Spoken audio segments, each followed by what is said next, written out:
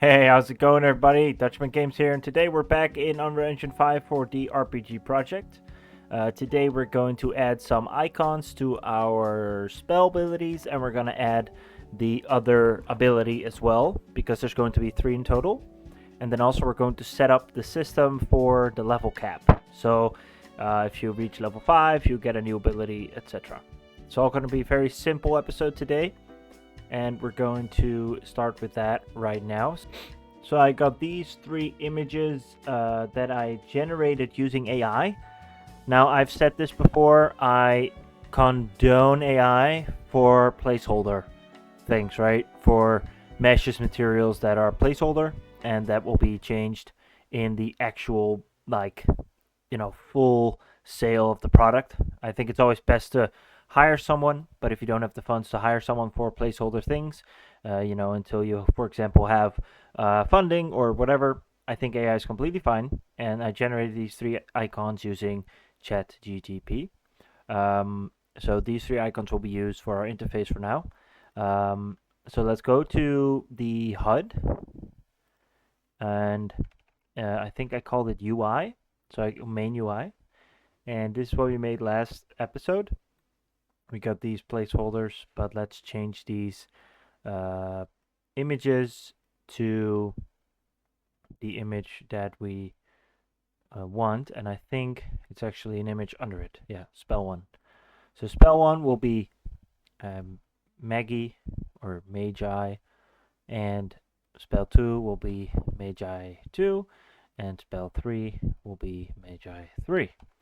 So we got a healing ability, a attack fire ability, and a utility ability, which will probably be like teleportation or something like that. So let's see what that looks like. Once we play, we can see the abilities down there. Once I use heal, the cooldown works, and it looks pretty good. All right, so let's right now start with the second ability, which will be a fireball kind of ability. So what we can do is, first of all, let's delete this, right? So we're just going to kind of do exactly what's down here, right? So we are going to say 2, so input 2, and then from here we're going to a do once, and then there's going to be a branch if we're attacking, there's going to be a branch if we're dead or not, and we're going to check these. Now, next to this, so if we're attacking, true, nothing happens, false. If we're dead, true, nothing, or false, true, nothing happens, false. We'll continue on that. And then obviously we also need to do a branch to check if we are, if we're using healing magic, right? And then if this is true, nothing will happen. If it's false, then we will be in disability mode, right? So we're going to add another variable. This variable is going to be, let's call it Fire Blast with a question mark, naturally. So we're going to set Fire Blast to true, and that will be the ability. So now the ability is triggered. And then for the healing ability, we have to make another branch, right? That says if we're doing Fire Blast, do nothing if this is true, because we also need to check for the healing. Otherwise, you can do 2 things at the same time, and that's not right. And then the true goes into the reset. True always must go into the reset. Why? If you don't do this, in this case the false, if you don't do this, it will stop working because it will only do it once, and you have to reset to do once after everything. If you don't have a do once, it will just do everything. It will just constantly be doing everything, which we don't want either, right? So that's why. So what will happen now is it will spawn an actor, which will be the damaging actor. So the reason why we spawn an actor now is because we need there to be something that happens so that other characters or other NPCs in our vicinity will get damage, and that will be this actor, right? So it will be a actor, BP, sphere, damage, fire blast. So that's right click, blueprint class, actor. So the only thing this thing needs is a sphere, sphere, collision, and then you can make this bigger, and then in the event graph we're going to begin play, and then on begin play it will create an emitter, or create emitter, right? Yeah, spawn emitter at location. Location is get actor location, which is the location of this actor once it spawns, and this will be explosion. And then also let's do a sound at location, which will be explosion Q.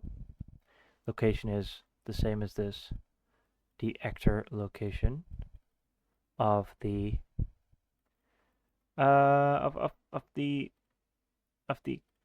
explosive system. And then after this, there will be a delay, and that delay will say destroy actor. Otherwise, it will keep damaging and all that stuff, right? So once you've set that up, now what we need to do is we need to spawn it. Spawn actor from class. We select the sphere damage fire blast. Spawn transformation will say get transformation.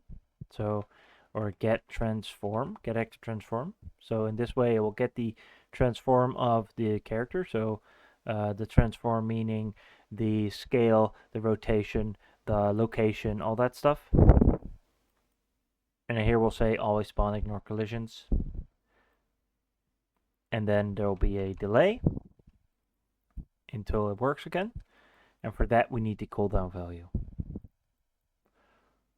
First of all, it also needs to cost mana, by the way. I forgot that part. So before this, we need to have, we can just copy this. So it's a branch with the current mana. And the mana cost will be, let's say, 40, because it's a strong ability, right? So if you have this, then we'll continue. If you don't have it, it will go back to do once. And now there will be a fire blast. And then the cooldown value will go, we need another cooldown value. So let's actually duplicate the cooldown 1 value, make it cooldown 2 value. And then let's also duplicate the cooldown 1 value max and make it cooldown 2 value max. So after this, we'll set the cooldown 1 value to 0.1, or 101, I mean. And then there will be a delay of 1. And in this case, it won't be doing this magic ability anymore. So we will call this Fire Blast. Set Fire Blast to off. And then there will be a delay with a, let's see, this delay will be, let's make it 8 seconds. Because it's a strong ability, you don't want to be able to use it all the time. And then it will reset officially. Let's call this spell 2. Spell 2 Fire Blast. And then now we need to go to the UI. And then we go to the cooldown spell 2. And we go to binding percent.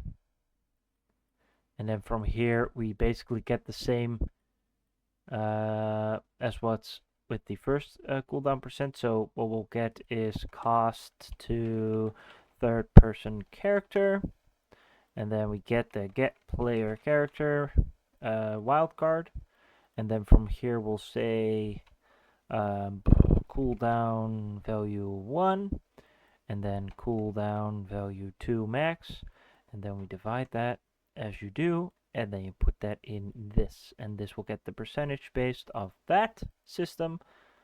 And then we check if this is 0 and this is 100, which is perfect. and then right now it should all work. Alright, let's press on 2. Does not work. Why doesn't it work? Healing works. But I cannot press 2. Nothing happens. Alright. It doesn't work. Why doesn't it work?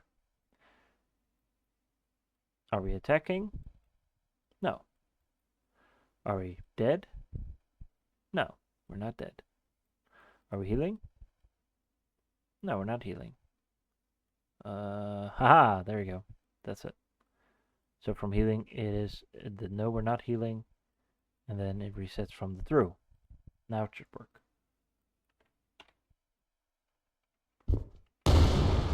There we go. It works. For some reason, the cooldown doesn't work. I don't know why.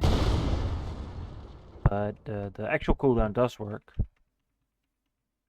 But it, for some reason, yeah, okay, that's odd. So I also forgot to, sorry guys, wow, I also forgot to take off the current mana. So let's copy that from here and plunk that in between here somewhere. Right, we forgot to do one little thing. We also need the cooldown system, of course. So the regeneration system of the cooldown.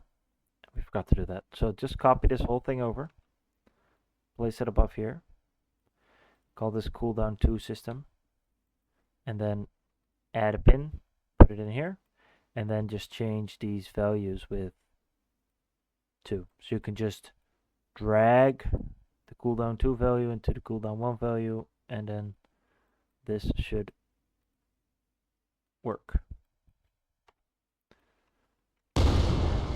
There we go. Except now it only takes a few seconds, even though it should take 9 seconds, right? So we have to adjust this so that it will approximately work. So maybe if you put this on -3, it will look, it'll be better. Right, maybe this is a little bit too much. And you know, you can use maths for this, but I'm too lazy to do that. So maybe put it on 4.5. I think this should be perfect. Trial and error. All right, so yeah, the second ability works. We just don't have a okay, a little bit more. Make it 7. That should work. Okay, we just don't have a animation. But I wanted to use the same animation as I used for healing. So I can actually just like do that, right? Just say, okay, if you're healing, then also do that animation. So I could, like, for example, just behind this, activate healing really quick. Because the healing is linked to the animation, right? So in this case, we could just do that, and then it should do the animation fine. See? There you go. And you can still use heal, even though you just did that. So we will change these animations later on, of course, but that's that. All right, so that's that for today. We have the level requirement. So in this case, it's super simple. I think the healing is level 1. The what we can just do is right before here, we will just have a current level requirement, and we say equals or more than 3. Then you can use that ability. And then in the next episode, we're going to make a system where you get a notification if you don't have enough mana or not the high enough level. So we're going to make that next episode. So I hope you guys enjoyed this. And yeah, I'll see you in the next episode. Cheers.